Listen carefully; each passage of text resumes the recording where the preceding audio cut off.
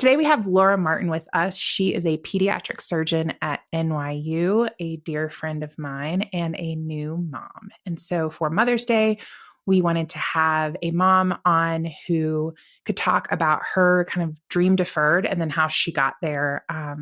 It's not a traditional path, but I think it's an amazing path. And I think it'll give a lot of inspiration to women and just understanding of the current climate for a lot of females who are wanting to pursue motherhood.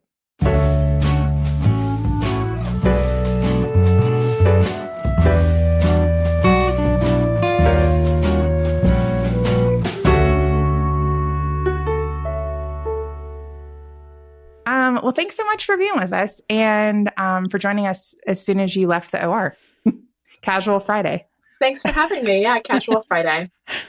Kate and I are just over here like making toast and doing work, and you're operating on probably children. So that's fine. We little babies. We're giving them new esophagi. Oh, sure. New esophagus for this little man. That's no pressure, just like the breathing portal. It's fine. No, the eating portal. The breathing portal's fine. Oh, okay, good. I don't even know basic anatomy, so it's fine. And that is why we are not doctors. Yeah, totally. I shouldn't even be trusted with the scalpel. I was using like one of those micro things yesterday, microdermabrasion things, and I cut my throat. Like I was like, oh my God. And it was right before I was going out like on a little dinner date with Seichin. And I was like, will he notice that I have a slice in my throat? I cut myself shaving. Mind your business. It's cute. Nothing under there for him anyways. It's That's fine. 40. That's 40. Okay. Well, cool. Well, we are so happy to have you here around Mother's Day. It is no secret to anyone who knows me that I'm obsessed with your daughter and and also just so like overjoyed to see you as a mom. I think I got to spend my birthday week with both of you guys, which is super fun.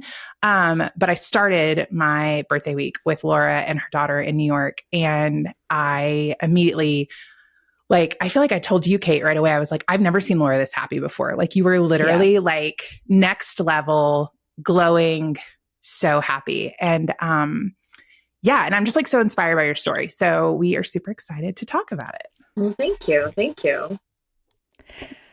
Yeah. So do you want to maybe give a little bit of background on your, life starting from childhood up to kind of where you're at, and then your decision to have a baby? Yeah. So I have always known that I wanted to be a mom. I knew that I wanted to be a mom before I knew really anything else that I wanted to do in life. And when I was in college, I actually started with my nursing degree, and then got interested in medicine and switched over from nursing into medicine, and then wound up on the track down to surgery and then ultimately pediatric surgery. And it was all kind of whirlwind. It was nonstop, sort of from college to medical school to residency, just without a lot of breathing room in between. And so when I was in residency, my sister was trying to conceive, and she was having some issues. She's 2 years older than me, and she and her husband were going through IVF, and she didn't have a lot of egg reserve. And so that kind of got me thinking, and I wound up deciding to freeze my eggs when I was in residency. I was 31 at the time, both so that my sister could have access to them in case she needed eggs and couldn't get enough of her own, and also just to sort of protect my own goal of becoming a mother, knowing that it wasn't going to happen anytime soon. Dating in medical school is a breeze for guys. It's a very attractive position to be in. It is not such an attractive position to be in for girls. I found dating to be a little bit difficult, and just being so busy, it kind of on the back burner. And so when I was in fellowship in Nashville, I was still dating, but I kind of felt that I was dating peer pressure. That I was really zeroing in on people that I thought would be like great dads, and not so much paying attention to like what I needed for myself and a partner. And I felt like, I have to figure out if this relationship is going anywhere like stat so that I can start a family. And so I made the decision to give myself a date in the future, at which point I would start a family with a donor so that I could just take the heat off and like date for fun and meet the person, you know, that I'm hoping to meet without feeling all of the pressure of a deadline to start a family. And so that date was December of 2023. And so as that date started approaching, we started shopping online for a baby daddy, which was a whole new different process. A lot of swiping. Similar to the dating apps. Very similar to the dating apps. Yep. We can definitely talk a little bit more about that. But it was like a team sport. I'm calling everybody. I'm like, what do you think about this person? What do you think about that person? Like, this one's super handsome, but do you think he's a psychopath? And then ultimately found what I felt like was the right fit and was very lucky to be successful on my first implantation. Actually, I guess it was December 2022. I lost a year there. And implanted in May 2023, and then had a beautiful daughter in January of this year. Yeah, and she is so cute. We'll, of course, have to include some pictures. But yeah, so I think going back, because I get sometimes confused with, you were just, I feel like, in medical training or school for so long. So starting out, you did nursing school. Where did you go to school? So I went to school at University of South Carolina, but I'm sorry, I'm still a Clemson fan. Got 3 years into my nursing degree and then wound up developing an interest in medicine. And so I did an extra year in college and switched over. Okay. And is the town that you grew up in small, medium size? It's probably medium size, but we grew up sort of on the outskirts of it. Okay. So the place that I went to high school was a little removed. It was a little country. Little country. Did you know any female doctors at that time? I did not. Okay. No. And then after that education, so you get your bachelor's, then where do you go? So I went to the Medical University of South Carolina as soon as I graduated from college. And then I graduated from there in 2012. I had matched into surgery at Johns Hopkins. So as soon as I graduated medical school, then I headed up to Baltimore and started in August of that year, what was a 7-year surgery residency. Dude, when I hear 7 years, I'm like, oh my, that's good. Yeah. Whoa. Yeah. So you start college at like, I guess, typical college age, 18, and then you finally finish and then get your position that you have now. Like, what's the time lapse in that? Big let's see. So like 18 to 11, what? With college, 17 years. Actually 18, because I took an extra year to decide. So 5 years of college, 4 years of med school, 7 years of surgical residency, 2 years of pediatric surgical fellowship, and then a real job. Oh my God. Dude, wild. Okay, so John Hopkins, then you came to Nashville. That's how we met. That was when you did your residency. I always get all the words confused. That's fellowship. I did my fellowship at Vanderbilt. Okay. Mm-hmm. Okay. Doof. All right. So I can't even imagine, when I met you, do you think you were averaging about 100 hours a week of work? It felt like you were always working. Okay. Yeah, 100 to 110 probably. Sure. Casual. Yeah. I'm trying. I can't even compute in my head how much that actually is every day. That's crazy. So I'm just trying to think, at that age, you were in your mid 30s. Is that fair? Early 30s.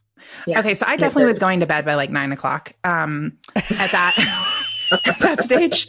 So I'm trying to imagine working that many hours and then even having the capacity to put on pants and not my pajamas. Much less engage in conversation with anyone. So that makes sense why dating would feel really hard. It felt like a job. Season. I would try to force myself to go on a date a week. And it was oh man, gotta go on that date. Can't complain about being single unless I go on one date a week. Oh, and then they better be good or else then it's oh, you were the one. Pickings were slim, ladies. Ugh. How much did you feel like being, because you talk about it being easier for men to date than women, is I don't want to say that it's an issue of men being intimidated by your position, but is that kind of what you were feeling? essentially, or them having Yes. maybe not the capacity to, like, women are expected to kind of make allowances for a man's career, but maybe that wasn't happening. Yes, I think it was a combination. I think some people were very intimidated right off the bat, and just didn't really know how to interact with it. I think some people were intimidated by the fact that I knew I was going to have to move again after residency, and that would mean we were both picking up and going. And some people, it was kind of a slow grind. Like it seemed like they were okay with it, but eventually they got, I guess, tired of not having first priority, which they couldn't because I wasn't even an independent surgeon yet. So, what was demanded of me, if I had to go in, I had to go in. If I was on call, I had to come in. And I think some people felt like that was a little too exhausting. And I think, just as a society, um, the women, I feel like, tend to cater to men a little bit more. It's not a big deal in our society for a woman to move to a new city because her partner got a job. It's not uncommon for them to have, the house taken care of and dinner taken care of when their partner comes home. Or, if their partner gets stuck at work, we don't make a big deal out of it frequently. I mean, not to generalize, but, it's just sort of something that happens. And I found that a lot of the people that I was dating really kind of took it personally. Like I wasn't prioritizing them. Yeah. You're like, listen, I'm 15 years into this journey. I cannot give up now. Okay. Right. Dude, right. That's a long relationship with medicine. It is a long relationship, and there is very little pathway for deviation. So, I mean, I'm thrilled with the job and where I wound up, and I love what I do. But many times along the way, it sort of felt like I was on a super highway with no exits. And like once you started down it, like that's just it. There aren't really, a lot of places to turn off and reevaluate. Yeah. Do you, I guess at that stage, so you're in Nashville at that point, you're trying to enjoy dating, you have this, kind of this time frame that you're holding yourself to. Are you having conversations with like your family or with friends? I know we talked a little bit about it, but I'm just curious how that conversation went, because I think what you're doing is more common in the place you currently live, which is New York City, but in Nashville, where you're from, and then just honestly, the friends you've made along the way are probably in different spots. Like, what did that response look like? I think most people, I mean, particularly my friends, were all super supportive. My family was supportive. They know that I've wanted to be a mom for a long time, and were kind of supportive to me getting there in whatever way felt best for me.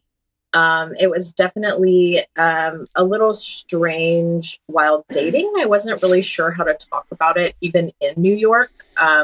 Like, at what stage do you bring that up as you're going on a date? Because it almost feels deceptive to not bring it up. Like, hey, I'm planning on, getting pregnant sometime this next year.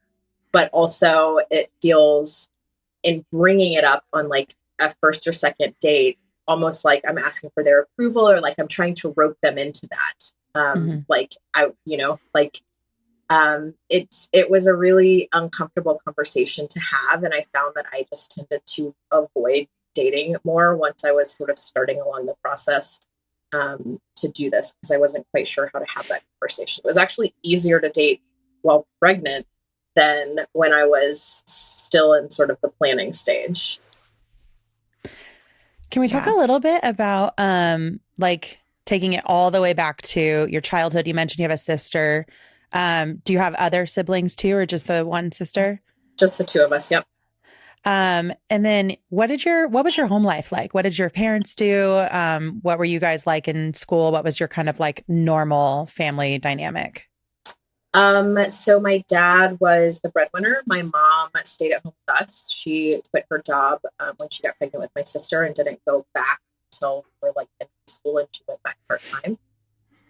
So, I mean, we had a great home life because my mom was there with us all the time. On the weekends, we did a ton of family stuff. We would always get out of the house and like go hiking or go, to one of the little mountain towns nearby, or pretty much every weekend we were doing something together as a family.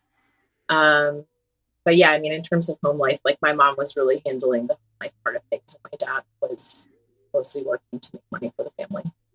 So then what got you interested in medicine? Because that feels like you immediately would know, even as a kid, like doctors work like a crazy amount and your mom didn't work. Your mom stayed home. Like, how did you, as a kid, kind of come to that realization that that's what you wanted to do? That's a great question. I think that's part of why I went into nursing first. Um, it was sort of the gentler pathway. Like I care about patients. I wanted to work with patients, and so I started out in nursing, thinking that that could be a really good joint fit in terms of replicating sort of the home life that I had as a child. But then when I got into the nursing classes, I was really interested in the material and found that, I wanted to know more about it and I wanted to make more of the decisions. And then, once I got interested in surgery, it's like, okay, well, this is the only way that I can do surgery. And so I kind of got into it kicking and screaming the whole way.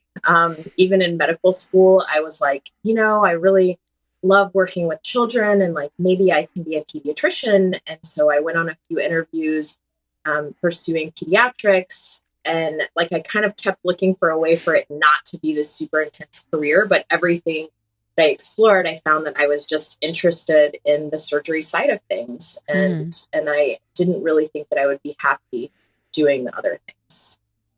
Yeah. Well, and of course, like I want to talk about your daughter and kind of like the journey and like being pregnant and all of that. But while we're on the topic with this, do you find it hard or maybe more difficult than you thought it would be to connect with your mom or get advice from your mom when it comes to being a parent, because she was able to stay home and like your dynamic is just very different because you're juggling a career and motherhood, and she was able to focus so solely on motherhood on her own? Yeah, that's a great question. I think maybe one big difference, even though I am dividing my attention between my career and motherhood and juggling both, I also feel like I have a lot more support than my mom did.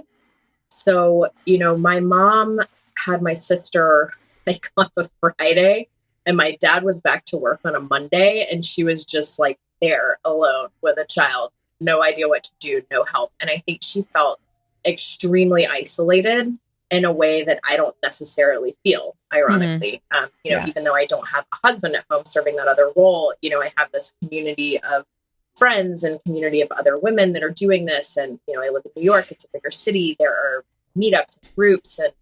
And so I think that's one big difference that actually maybe makes it a little bit easier on me than it was on her. I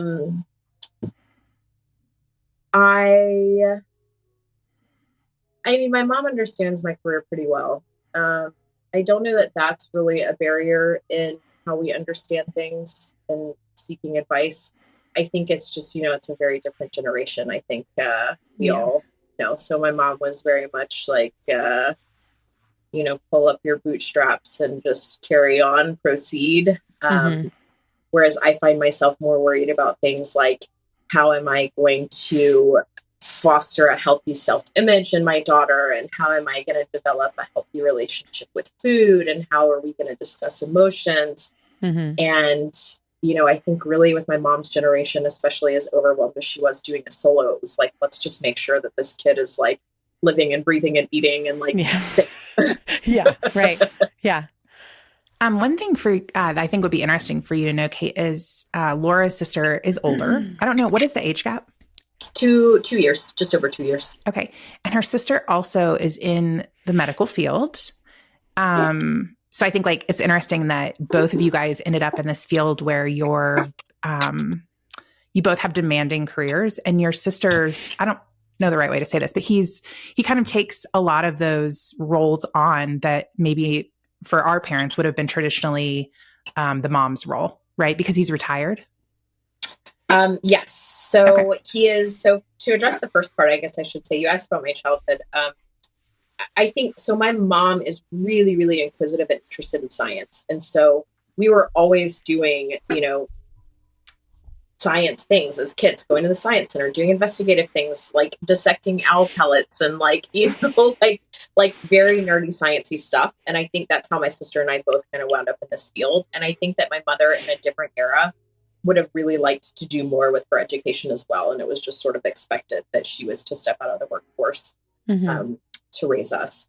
But yes, my sister's husband is retired from the military, and he retired around the time they had their first child. And my sister was still in training. So it kind of made sense for him to take on the primary responsibilities at home. And they now have 2 daughters, and he's still in that role.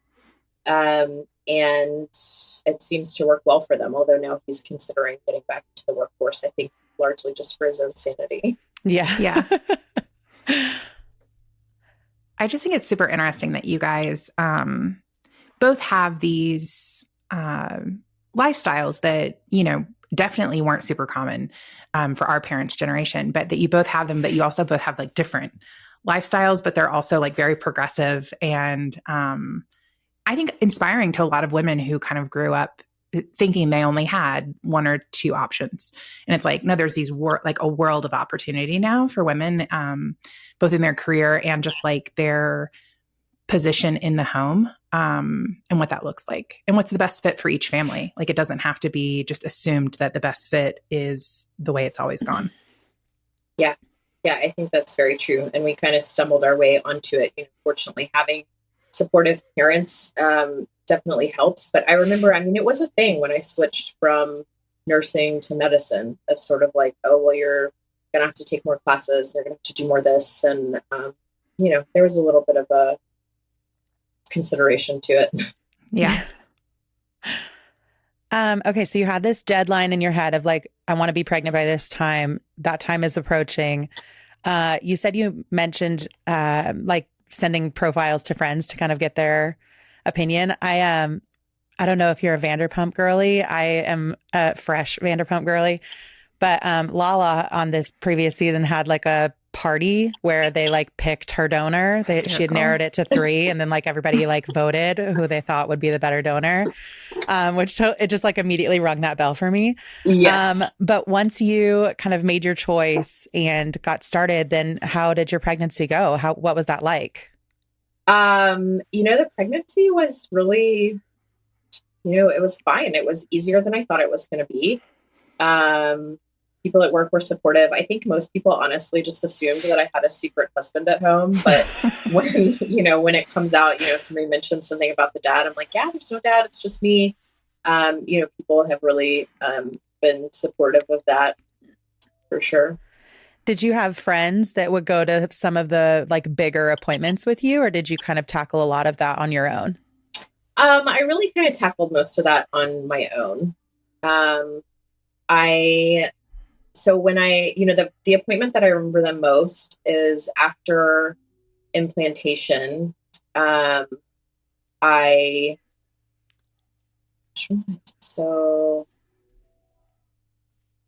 after implantation, when I went at the 10 weeks to see if it was successful. And I remember being in there, and I wasn't really expecting to be super emotional about it, but then they put things up on the screen, and I heard the heartbeat, and I literally just started bawling, and like took a video of it so I could send it out to everybody, and like called my mom immediately afterwards. But yeah, most of them I went to myself, and then just called everybody afterwards and told them what had happened. And I had a lot of prenatal appointments because I'm advanced maternal age and was doing IVF, and so I get a lot of ultrasounds. But I would just pop up from the office at work to go get those done. So I wound up doing those solo as well. I have 3 kids, and I had my first at 23. And I remember like seeing the pregnancy test for the first time and having that moment of like, oh shit, before. And we were trying for Oliver. So it was like, we wanted that pregnancy test. But as soon as I saw it, it's like, oh my God, like this is real. You know what I mean? Like, did you have any of that kind of, oh boy, or was it just like an immediate overjoy because in your mind, it was like, I'll figure out the rest of it. Like, I just want this so badly. I think I went through a lot of the oh shits before before I actually got pregnant. So I spent a long time talking to my therapist about this. And like, I would have these ups and downs feelings of like, I'm so excited to do this, but then I'm nervous to do this. And like, I had a lot of guilt in doing it. Like, am I depriving my child of like a second parent? Is this a fair thing for me to do? Am I shutting down the rest of my life for dating? Like, am I just accepting being single forever and doing all of this? And so I feel like most of those big emotions I navigated before I decided to do it. And then like when I was ready. And so the very first time there was like the faintest double strip, I'm like, I think this is real. I think I'm pregnant. I was riding the ferry home. I got a little nauseated. Like, I'm not a seasick person at all. And I was like, I just know that I'm pregnant. I have to be. And I'm so excited for it. Oh my gosh. I love that. Cause we planned our first two, and then the third one was, an accident, a not planned, thought we were totally done. And I had some of those pregnancy symptoms too. And I was like, this can't be real. This isn't happening. It's not happening. And no, we're done. Oh no, I know what this is. But I remember Kate called me and she was like, she was describing some of her symptoms and she's like, I don't know. I just don't feel good. And I was like, well, when do you normally feel like that? And she's like, when I'm pregnant. And I was like, hey girl, surprise. I just moved across the country. So sure that I was finished. No, not happening. Nope. Another one. Okay. So then you have a pretty, as easy as they can be, pregnancy, all the way up through. You worked the majority of your pregnancy. Yeah, I did. Yeah. I worked my whole pregnancy. I had an induction date scheduled. And then on one of my last appointments, I went in and my blood pressure was a little high. And they said, just monitor this and like check it again tonight. Tell me what it is. I checked it a couple more times at work. They had told me, so I was, this appointment was on a Wednesday, and they were like, if your blood pressure stays high, we have to induce you at 37 weeks. And I was like, that's like 2 days from now. That's Friday. So Friday, right? Okay. So then it stayed high, and I called. She's like, yeah, I think we should do this Friday. And so, I called my mom. I was like, I need you here tomorrow. I took the next day off work, and my blood pressure went totally back to normal when I was not at work. But nevertheless, we were sort of on this path. And so then, I started my induction on Friday.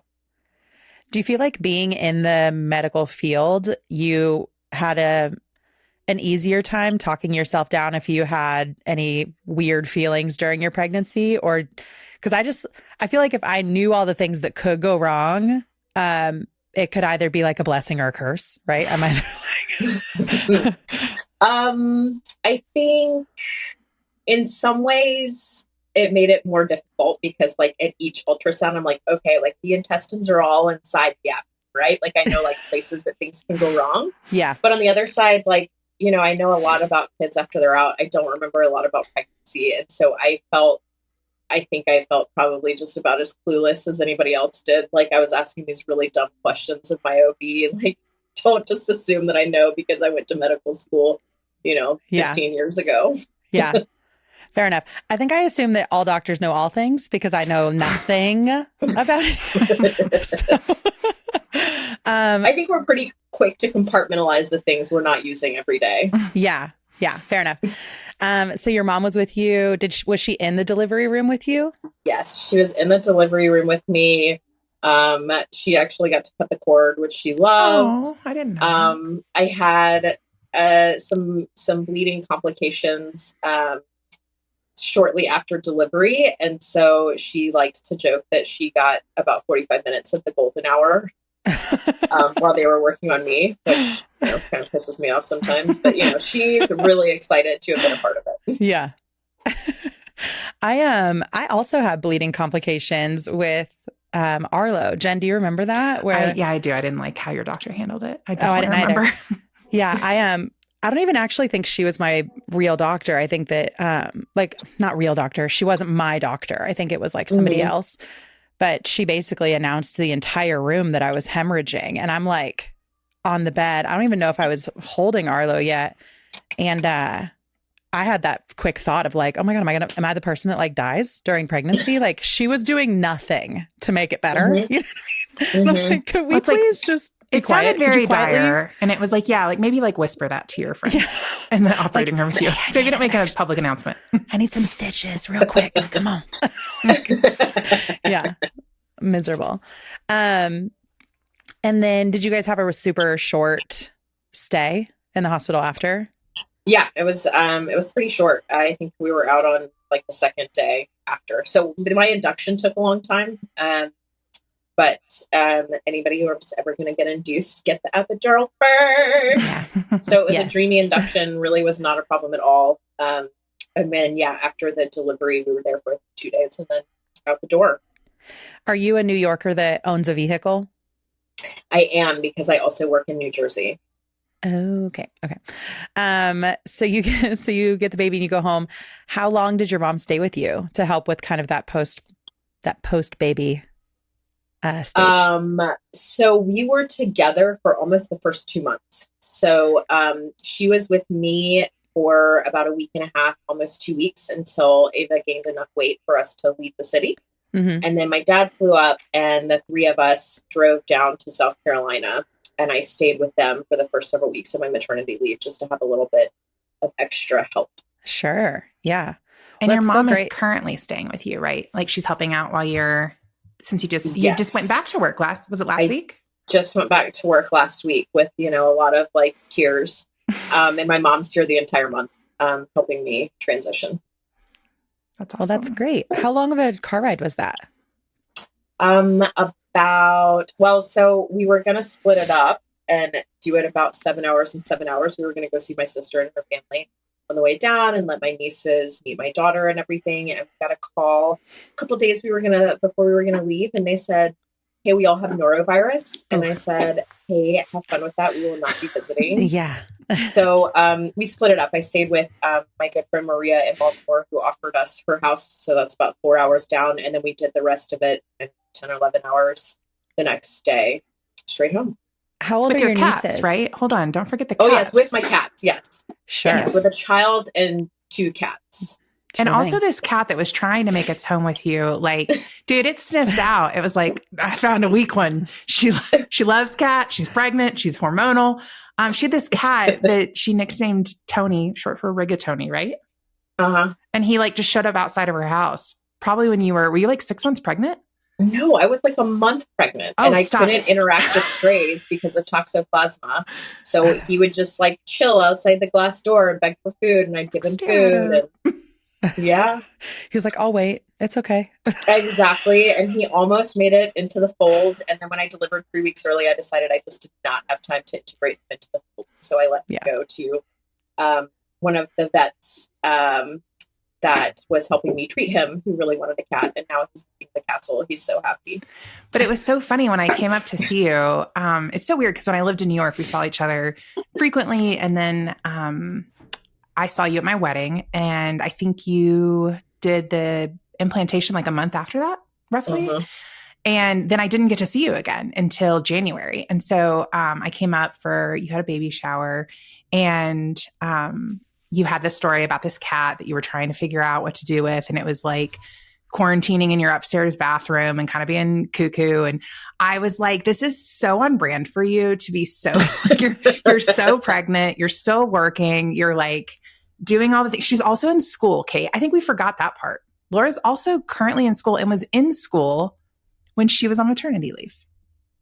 She's doing all the things. And rigatoni's like sticking at her house. I don't know. I hate my life. I'm just kidding.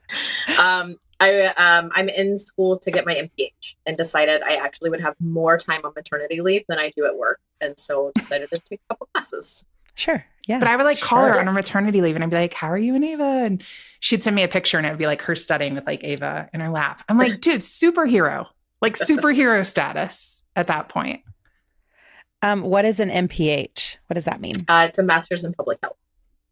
What are you planning to do, like a career change with that? Or I want to incorporate it into my career. So I'm really interested in healthcare disparities and a lot of barriers to care that we experience but can't really do much about on the doctor side of things. And so I'm interested in research to basically support policy change to provide better care and overcome some of those disparities and figure out how we can take better care of children and their families. Sure. Casual. You're a casual gal, you know? Doing all the things. Doing all the things. I'm over here like, not to totally self-deprecate, but like I'm doing everything I possibly can to think about getting the dishes done today. Like that's the one thing on the, hey, I have to get this done today is the dishes. Meanwhile, you're like saving children's lives at work and in school. You know, it's crazy. Yeah, but you know what? I don't do the dishes. Okay, great. Universally, nobody likes to do the dishes. Okay, good. Right now, mommy is helping me with the dishes, even though I'm almost 40. She makes me dinner at night. I'm like, this is great. Is this how men feel when they marry wives and the wives like make them dinner every night? Like, this is fantastic. And then I have Gloria, who comes once a week to help me out with the house. And so pretty much everything just goes on pause. I'm like, 5 more days till Gloria, 4 more days till Gloria. And then you leave love notes for Gloria, babe. I'm sorry. I've been counting down. Sorry that there's a sink full of dishes. Thanks for taking care of my laundry. So good. So let's talk. Okay. So you meet Ava after you're done hemorrhaging or whatever happened with your bleeding situation. Your mom's soaked up all the glory time. You get to hold her. What are all the thoughts rushing through your head at that point? Because I think when you have a dream that's, you're just not sure if it's going to happen. You're not sure. And then you wait and you wait and you wait. And then it happens. I do just feel like the emotional impact is like it hits you so differently. It is so surreal. So I got to hold her for a little bit before I was really hemorrhaging. And so they put her on my chest and like, I tend to be like a very matter of fact person. And so I thought I would just be like, yep. Cool, like just had a baby, but like they put her on me and I just started sobbing, like ugly crying, like just so overwhelmed with this emotion that I like wasn't necessarily prepared to have. And it kind of, I don't know, it sort of felt surreal. Like, was that it? Like that was labor. I'm done. Like, this is it. I have a child here now. Maybe that's because I was hemorrhaging. Like I was, like removing myself from the body. I don't know, but it felt completely and totally surreal. And even, for the first, 48 hours, like I know that this is my child, but there's like a mental disconnect. Like when I refer and say like my daughter, I'm like, holy cow, I have a daughter. Like, is that real? Is this real? It really took a long time, I think, to fully sink in. Did you know you were having a girl? Did you find out the gender? I did. I couldn't handle the idea of somebody else knowing what they put inside me and me not knowing. Yeah. Were you super excited to have a girl? Did you have a preference, I guess? Not that people have preferences. In my embryos, I had a girl and 2 boys. And so I was sort of hoping for one of each. And I like agonized over what I should do first and wound up deciding I should try a girl first. But yes, overjoyed. Do you think that having a big sister played any role in that? I think our whole family is girls. So it was just my sister and I. My sister has had 2 children. They're both girls. So I don't know, sort of when I envision myself with a family, I guess I just naturally envision myself with a girl because that's what we grew up with. Like, we're all going to have a really hard time with our first boys. We're like, not really sure what to do with that other, like, piece of the body. Yeah, sure. So you guys get to go home. And then what is that like whenever it's like, okay, now this is my real life. This is motherhood. Let's get into it. I think those first 3 months when I wasn't working, like they honestly were just, I don't know, they were kind of surreal. It was such bliss to just be able to focus on my daughter. Mm-hmm. And also because my career is really demanding, there was definitely some component of it that, felt like a sigh of relief, not having other things to do the next day. Like we'll get up when we get up. Literally the only thing that I have to do is like nourish myself and this other human and keep us both alive. That's all I have to focus on. Mm-hmm. I was really fortunate, I think, in that, I didn't have any like postpartum depression. We connected very early. But I also think in a weird way, I think in a lot of ways I had more support than some of my other friends who are moms whose husbands, then went back to work. And again, like they're kind of just doing it solo. And like me, like I have my mom who's very involved and also taking care of me because she's my mom, like I don't know how many husbands know how to like baby and pamper a mother, but my mother is treating me like her daughter again, like she's making me breakfast and making sure I'm taken care of, and is taking the baby so that I can take a nap. And so I really had an immense amount of support. Do you feel like that time with your mom strengthened your relationship maybe in a way that you hadn't originally anticipated, or have you and your mom always been pretty close? We have not always been close. We got kind of close when I went to college, and we've had a pretty close relationship since then. I think, like any relationship, when you move in together, like we almost killed each other for a couple of weeks while we all adjusted to each other. And then after that, yeah, I definitely think it strengthened our relationship. And I think it's been a really special relationship for my parents to have with Ava too. So my dad will call my mom, and I swear she knows his voice. So she starts looking around for him when he's talking on the phone. And I think they're just sort of as imprinted on her as I am. Mm-hmm. That's so sweet. Do you, how old are your parents? So my dad is, oh gosh, I'm going to embarrass myself here. I have to do math. My dad is in his 70s, in his mid 70s. My mom's in her early 70s. Okay. So they had kids a little probably late for their generation, but not as far along as like our generation is having kids. Yes. So my mom had my sister when she was in her late 20s and early 30s for me. And then my dad was in his late 30s. He's 7 years older than her. Okay. Yeah, it's something that's like interesting. I just turned 40, and Saichin and I would like to have a family. And it's an interesting thing to think about. Just like, I see our parents, and like, I think back to our childhood and, how active our parents were still able to be. And I'm like, oh, I hope I'm still that active by the time I have.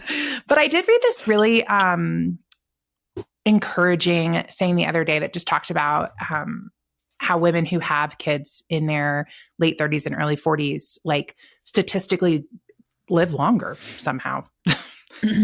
That's good. That's good to hear. Yeah. Good to hear. Maybe your body's just like, well, guess we got to do this a little longer. Got to stay around. Got stuff to do. Hopefully it's true for the grandparents too. Yeah, hopefully. When I just think about like, when I had Oliver, I was freshly 24. And then when I had Simon, I was 32, I guess, 31.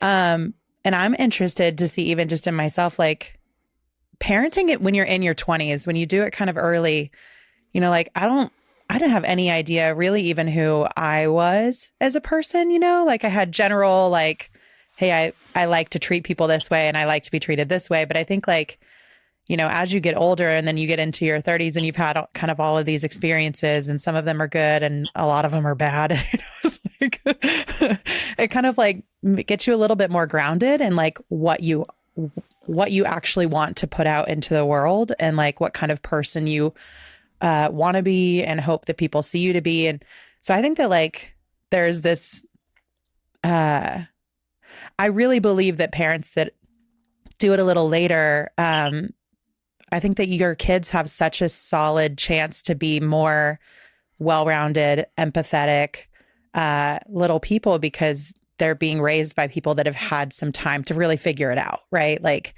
I'm super interested to see how Simon maneuvers through life and compared to Oliver, because Oliver got a very different version of me for a very long time. And I mean, like anybody that listens to anything else that I put out knows that I've kind of been going through it a bit the last couple of years anyways. But I just like, I look at the person that Jen is and think about like how she's going to be able to parent. How she's going to be able to parent in a way that like is just so much softer and like more grounded than I was, and really even that I am still currently, or like moms that have gone through therapy and like really worked through a lot of stuff. Like I think that Ava has like all the hope in the world to have an incredible like body image, an incredible way of feeling about herself, because she has a mom that was able to really put in the work to be a person that is in a place to teach her that, and I don't feel like, for me and my experience in my 20s, I didn't have that kind of groundwork laid out yet. You know what I mean? Yeah. So I can't wait to see it. I love it. Thanks. I appreciate that. I am, I'm sure that I'll find a way to mess her up as all parents do, like we'll just mess it up in a slightly different way. Sure. No, but I think it's really insightful. I mean, I definitely in my 20s so thought I was ready to be a parent. I thought like if I met the right person, like that was the time. And I definitely think I am a different version of myself now than I was in my late 20s, and certainly hopefully a better version of myself. And I think all parents should have therapy. Yeah. Really, every person breathing on this planet should be talking to somebody about it. I think so. Yes, all humans should have therapy. It just makes life better. Yeah. So now Ava is how old? She's 3.5 months old. Oh my gosh, so sweet. What milestones are you excited for? Because I'm sure you're starting to really see those things where she is tracking you around the room or noticing people's voices or the big smiles that are like intentional smiles. They're not just like tickly gas the smiles they just do me in. That little gummy smile when she started smiling, just before 3 months, I guess, that it became intentional and we started interacting. And like, I remember the first time that it happened when she was kind of grinning at me and like cooing back. And I just couldn't wipe the smile off my face. Like my cheeks were hurting and I like couldn't stop smiling. So that's been a big one. Definitely recognizing people. She rolls over now a little bit or is, working on it. I'm excited for all of them, but it's sort of like a push-pull.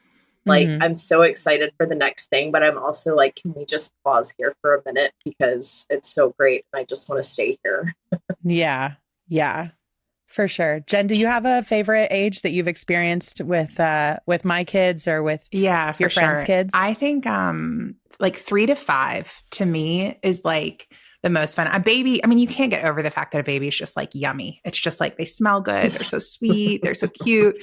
But for me, like when your kids round and they're hitting that 3rd mark, I'm like, oh boy, here we go. And then just the personality development. I think they're just so funny. I mean, Arlo right now to me is hysterical and thoughtful. And it's like you really start to see their personality in a different way and how they're going to like engage with the world. And I think that's just so fascinating to watch. But when I used to do photography, more often 6 months was always my favorite for photo shoots because they had so many facial expressions. It was like the range of emotion you could capture in like an hour photo shoot was hysterical to me.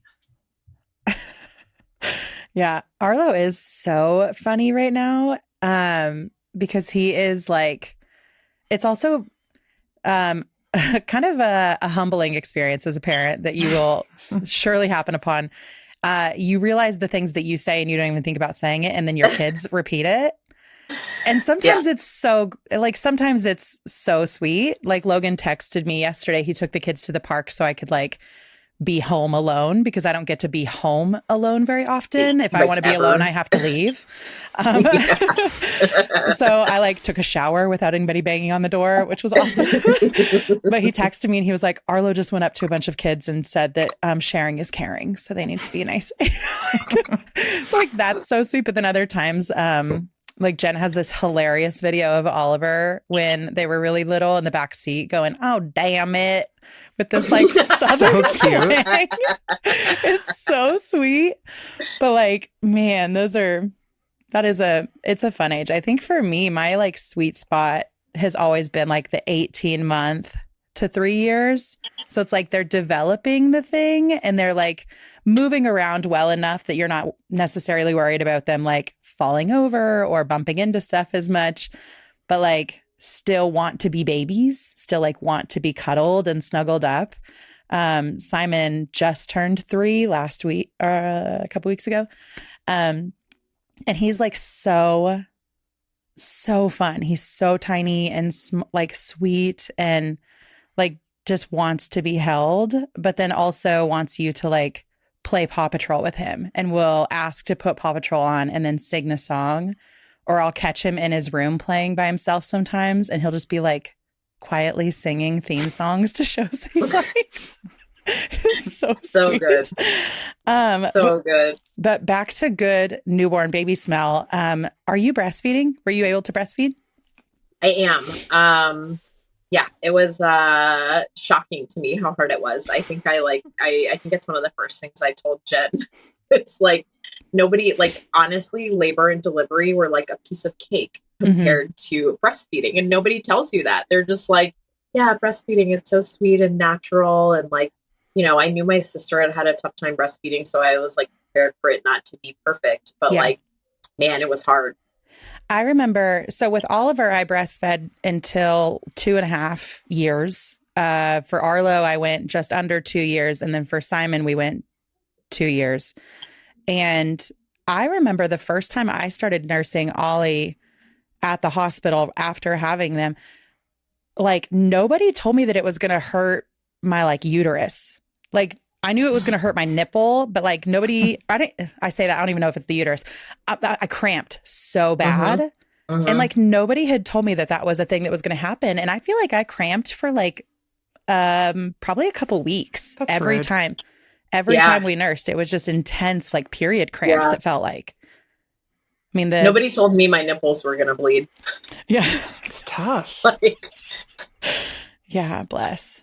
Are my, you? My favorite was, and then this is like, just this is a big sister thing to say, but was when I used to hang out with you and your nipples would leak. I was just like I'd look over and you'd be like, we'd be out and you'd be like, I need to change my shirt. Especially when I didn't even realize it. Like sometimes your boobs hurt and you need to, or you're going to leak. And other times I'm literally just walking around and like, heaven forbid, I walk with my arms crossed and then I lift my arms off and it's like all of a sudden it's just like fully saturated. I didn't even know. I didn't even know that was happening. So fortunately, the nursing bra that I really like, it's like 8 layers. There are like so many layers between like boob and outside world. So like, so far it hasn't gone through yet, but that's my worst fear is like, I'm going to be in a surgery and like, they're just going to be like, Dr. Martin, you need to step away from the table. You're contaminating the field with your breast milk. Yeah. Sorry. Speaking of, how does that work? Because sometimes you're in surgery for like a really long time. And I remember the first time we kind of talked about your day, and not to minimize what other people do and the stress of their day at all, but like we would meet up for like a drink or something and you'd be, this was years ago, and I'd be like, oh, my day was so stressful. And then I'd like say what happened. And like, it was stressful to me. I felt stressed, but then I'd be like, what happened at your work today? And you'd be like, you'd tell me and I'd be like, I'm embarrassed now. And you'd always be like, no, it's fine. Like your stress is your stress, my stress. But you would talk about like even the work environment of like, well, I was, in surgery for 10 hours and you'd be like, my lips are so chapped right now because I'm just so dehydrated. And then I like would watch Grey's Anatomy and be like, they're like literally wearing diapers into surgery so that they don't have to leave to go to the bathroom. And I don't know if you do that, but like you have Ava's stash of diapers in the nears. I don't know. But I guess just like, how does that work when you need to breastfeed? Because if you're in surgery, what do you do? So far, I've been okay. I wear the LVs in case I like absolutely am gonna explode.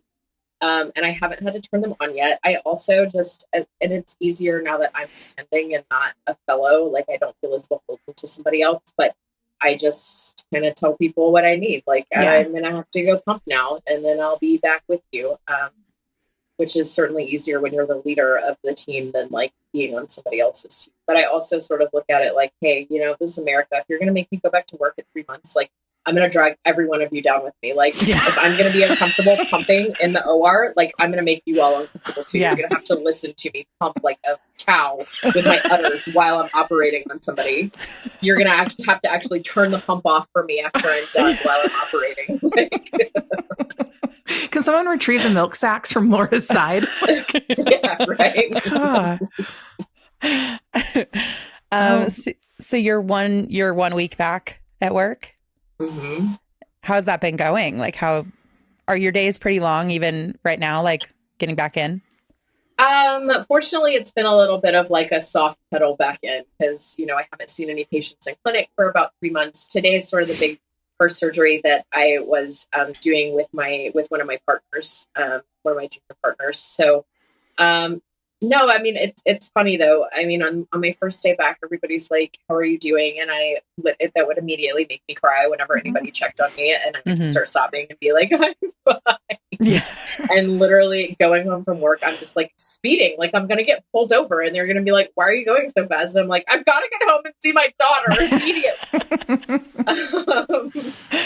But I'm adjusting. It's all right. I was on call over the weekend and had a particularly long day. And I think I told you this, Jen. I was like afraid that I wasn't going to get back before Ava went to sleep. I was like trying to make it back by 8 o'clock, and wasn't sure that I was going to make it. And so I was like, and my LVs were dirty because I'd gone back and forth between hospitals. And so like I had my actual pump, my little like Spectra pump sitting in the seat beside me, just like boobs out, driving across like the GW bridge, like crying and speeding because I'm trying to make it home before she goes to bed. Like, I dare someone to pull you over at that point. I'd leave him out. I'm doing the best I can right now. Like I say, listen, if I'm going down, I'm taking all of you with me. Oh, are you uncomfortable, officer? Like, me too. Oh man. What are you, I know, just because we've been friends for years and like you have a family trip that you guys do every Thanksgiving and you go to the beach and like, what are certain things that as you've had your nieces, which I know you adore and they're so cute, like what are you most looking forward to having Ava be a part of, like in terms of those like family moments or really just, I guess, any kind of thing that would happen throughout the year? Is it like Christmas morning? Like, is there anything that you're just like, oh man, I have just been like waiting for the opportunity to do this with a kid of my own? I think, I think you hit the nail on the head. I think it's probably the Thanksgiving thing. So, yeah, my cousins and I were always really close growing up.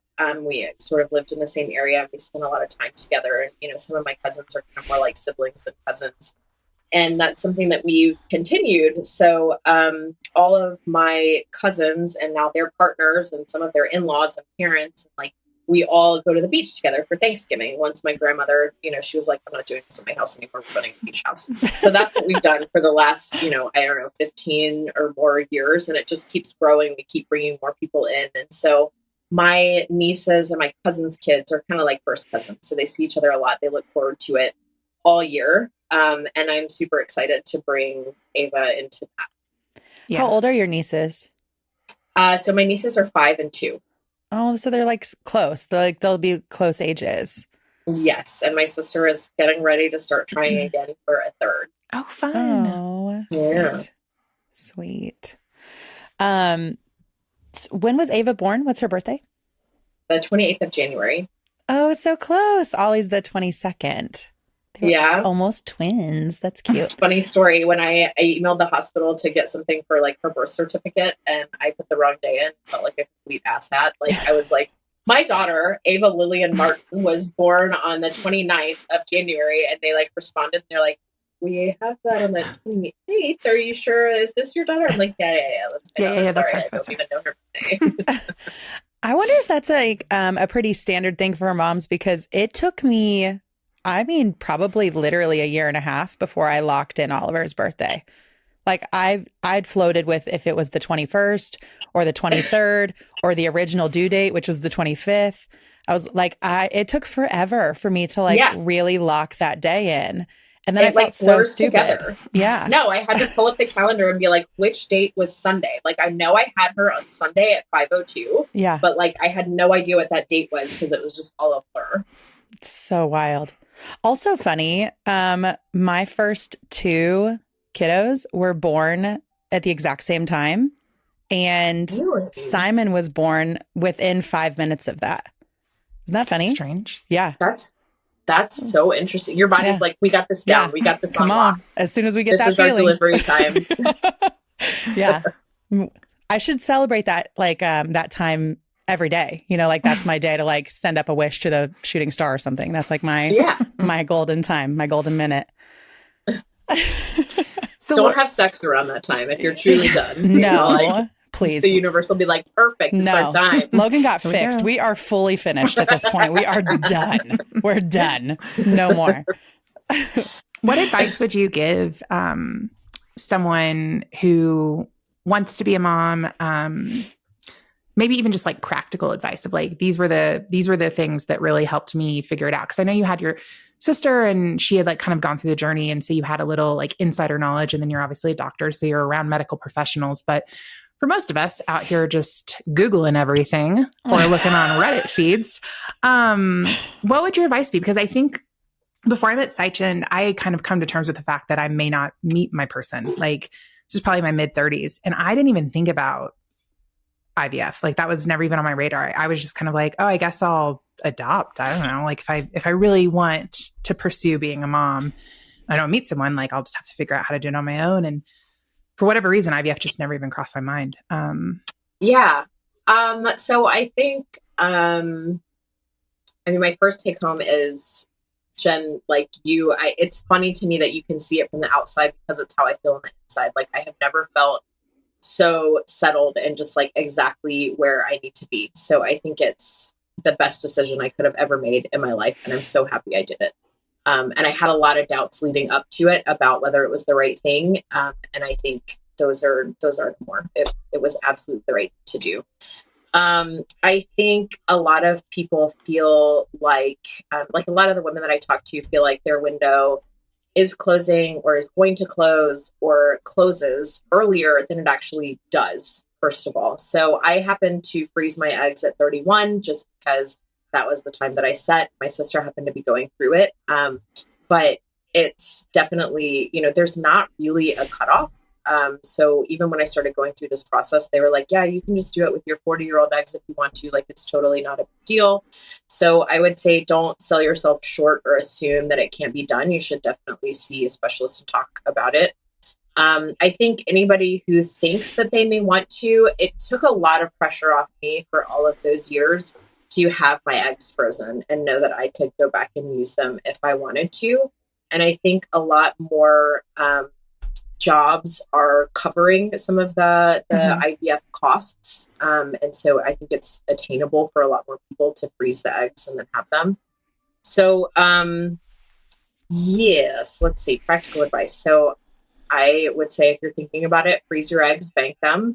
I think the age doesn't matter as much of the eggs or even of you. And one of the things they're going to do typically, if you choose to do this, you can test all of your embryos. So for me, that was really important. They tested all of my embryos to make sure that all of the chromosomes and everything were normal, because I personally didn't know how I would handle having a child with Down syndrome or something while I'm doing this job by myself. It just didn't seem feasible. Mm-hmm. The donor process is kind of fun. There are a lot of sperm banks out there. I don't know what other practical advice. I guess basically, like you can do it almost as late as you want to. It's amazing what they can do with hormones. If it's something that you want to pursue, I would just encourage people to talk to a reproductive endocrinologist and like see what options are available to them. Yeah, I was looking into just like I was thinking about this episode and just kind of Saichin and I's personal journey. And I was just looking into fertility, both like legislation and also financing, and just kind of just like getting a temperature check for like what's like going on out there. And there are a lot of companies now, and they're pretty easy to find online, that even if you're a part-time worker, they'll cover IVF treatments or any kind of fertility treatment. So Starbucks is an example. You can work part-time and get a certain amount of your coverage taken care of. I know when I was working in New York City at Vivo, New York just in general has really good healthcare coverage for a lot of people, a lot of protections in place. And the company I worked for, they would do a certain amount of like basically like giving you money back for expenses that you had. And then even it's interesting because even some of the states that have pending legislation kind of against IVF also will have other organizations that are pushing for that protection. And in Colorado specifically, it kind of like you have to work for a company that has 100 or more employees. But if you do, it'll cover even like same-sex couples trying to have a child, or a lot of other services. And I think I just was like very unaware. And so when I started thinking like and learning about IVF, I was like, this is so unattainable for so many people because it's so expensive. And it is expensive. But if you start digging on it, there are absolutely ways that you can offset some of those costs and kind of protect your future. Because I think that it will be just more common for younger generations moving forward to have kids later, to need that healthcare, to need those opportunities, to be able to take care of themselves. And even some of the coverage will protect if you get sick and have to have any kind of like reproductive, you would know the right phrase, not me, but like if you have to start getting some of your stuff removed from cancer or something like that, like there's coverage specifically to help with your fertility before you have those procedures, which I thought was just like so amazing. Yes. And I'm so thankful there are organizations out there that are like championing that for your everyday folks who just need some help. Yes. And I think one of the considerations that I had was, I guess there was a point in time historically where we were better at freezing embryos than eggs. And so I didn't know if it was a good idea to freeze my eggs. And the answer is yes, we're just as good now at freezing eggs as we are at freezing embryos. So you don't have to wait until you find the partner. Also, these things can be shipped basically all over the country. So like I've been paying rent for my little eggs, their little home in the freezer now for many years. But like it was actually very, very easy to get them shipped across the country, to have them now in New York where I am. And so even if you happen to be in one of those states where things are getting a little dicey, you can also have them transferred to another state if that's where you choose to pursue your treatment in the future. Yeah. It's amazing. What was that process like with the egg retrieval? Like, is that just an office visit? Is it a surgery? It's an outpatient procedure. So they actually put you to sleep to get the eggs out. So you have to take hormones leading up to it. There's some shots, and that basically makes your body make a bunch of eggs instead of just the one that you would normally ovulate during that cycle. Mm-hmm. And then they put you to sleep, and they go in with an ultrasound and basically like suck out all those little eggs. And it was actually, I found it to be a very painless and fairly easy procedure. It was way easier than getting an IUD put in for the first time.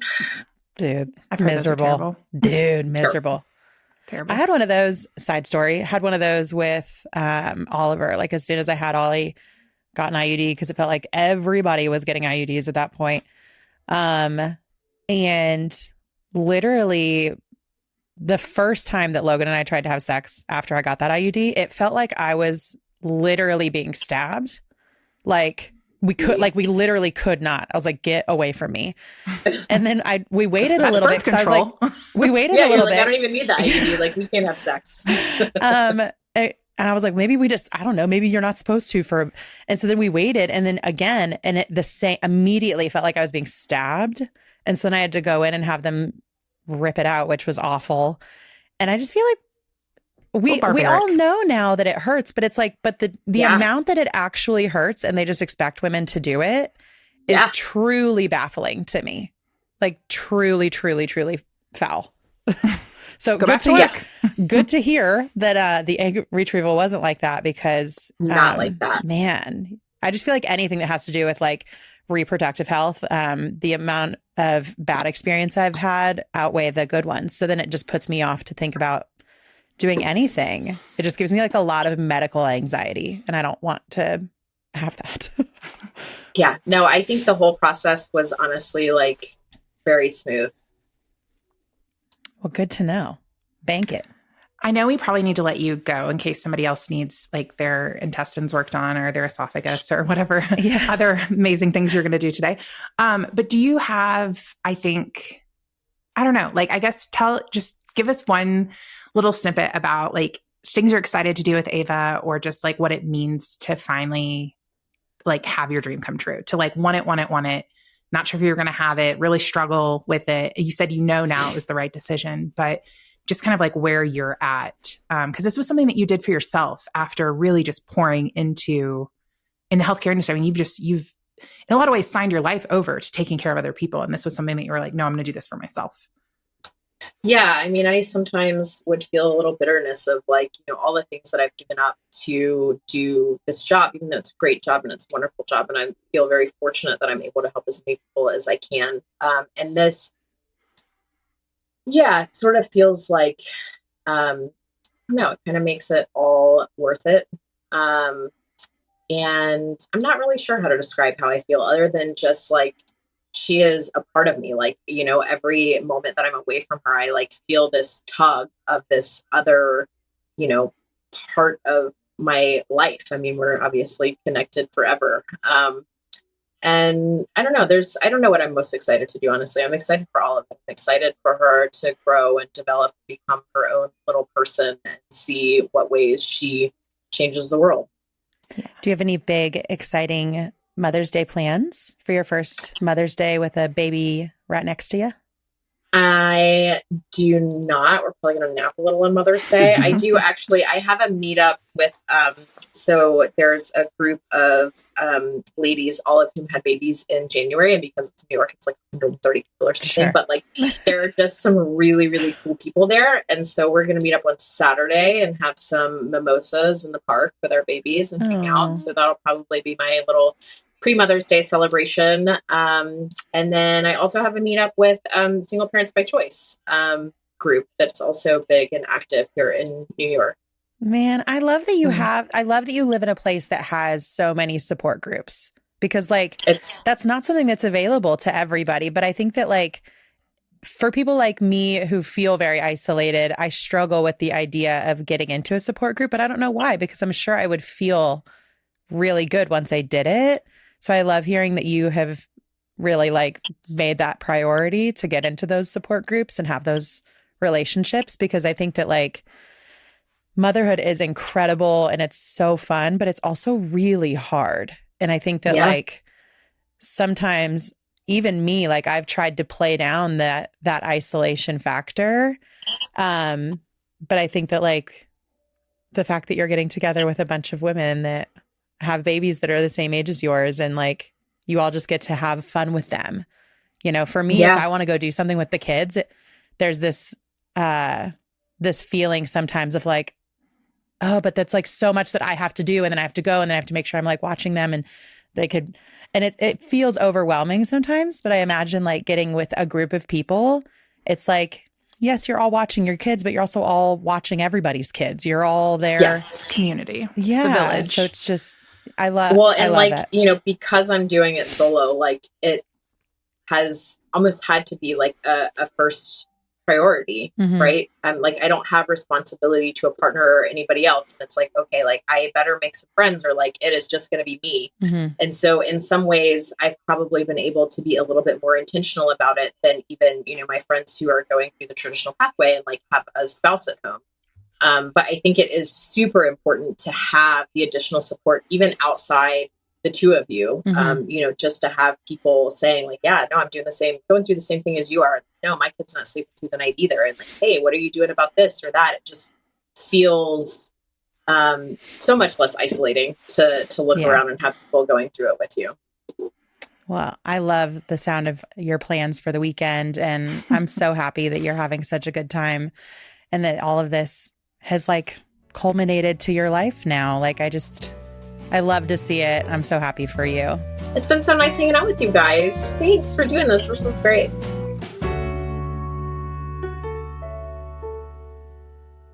Thanks so much for listening to this episode of The Adventure Club.